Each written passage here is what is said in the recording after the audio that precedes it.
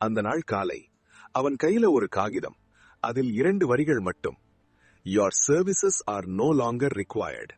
அவன் உலகமே நின்றது போல இருந்தது. இஎம்ஐ, குடும்பம், குழந்தை படிப்பு, வீட்டு வாடகை. அவன் மனசு ஒரே கேள்வி கேட்டது, இப்ப நான் என்ன பண்ணுவேன்? ஆனா அவன் அப்போது அறியாத ஒரு உண்மை இருந்தது. அந்த வேலை இழப்பு அவன் வாழ்க்கையின் முடிவு இல்லை, அதுதான் அவன் வாழ்க்கையின் புதிய ஆரம்பம். அவன் யார்? அவன் பெயர் அருண். ஒரு சாதாரண மிடில் கிளாஸ் மனிதன். ஐடி கம்பெனியில் 8 வருடம் வேலை, சாதாரண சம்பளம், சாதாரண வாழ்க்கை. ஆனா பெரிய கனவு. அவன் வாழ்க்கை சேஃப் ஜோனில் இருந்தது. Daily office, monthly salary, weekend outing.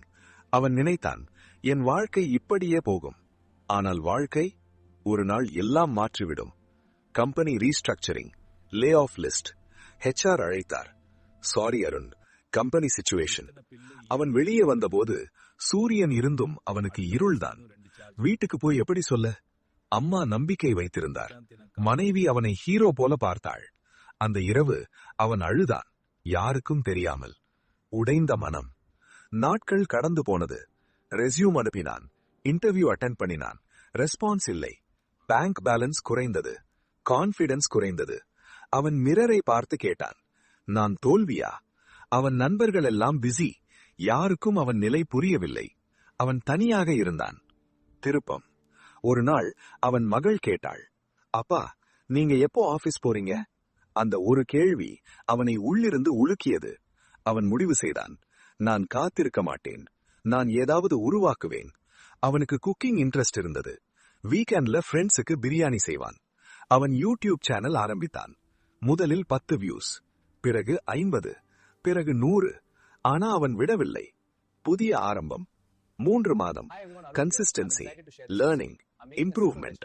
ஒரு நாள் ஒரு வீடியோ வைரல். ஆர்டர்ஸ் வர ஆரம்பித்தது. Small catering business.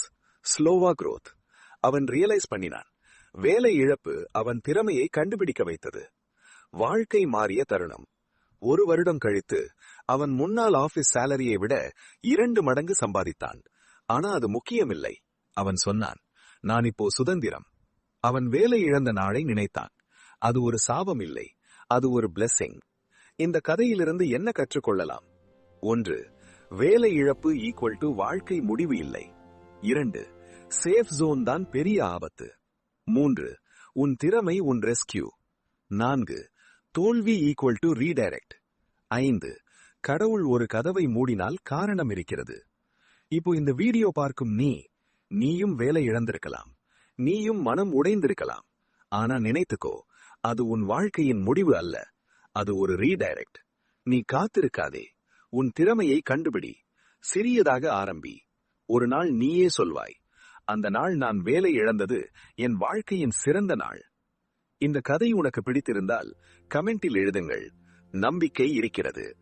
இந்த வீடியோ யாருக்காவது தேவைப்படலாம், அவர்களிடம் பகிருங்கள்.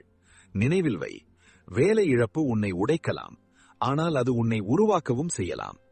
ஓம் நம சிவாய.